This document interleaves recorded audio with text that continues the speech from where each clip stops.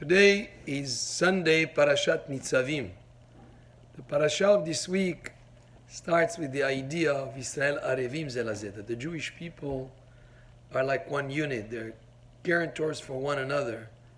And if one of us does something that is good, it benefits all of Am Yisrael. One person does a mitzvah, it goes to a common account.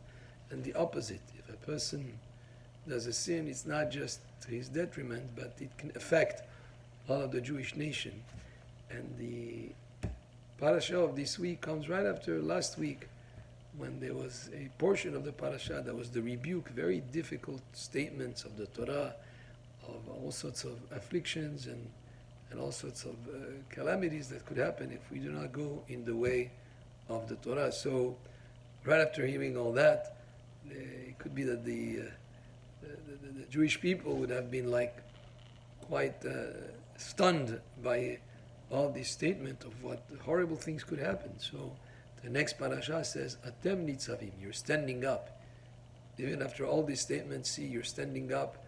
And Nitzavim means you're standing, but together with that there is the idea of Kulechem, all of you together. When there is Achdut, when there is unity, then there is strength, and you're able, because of that unity, to have protection.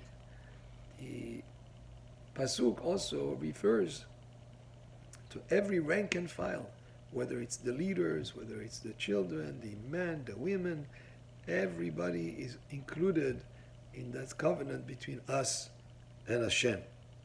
And the other interesting part of the parasha of this week that speaks about Teshuvah, just as we come close to Rosh Hashanah, and the idea of Rosh Hashanah, it's a day that the whole world get judged, individuals, nations, etc. So Atem Nitzavim Kulechem, all of you are standing is as if somebody is standing in judgment, every single person. But at the same time, the parasha tells us about the mitzvah of Teshuvah. Lo b'shamayim hi. It's not in the skies to go look for it very far, or me'ever layam, or beyond the seas. Ki karov elecha davar me'od beficha u'bilvavecha la'asoto.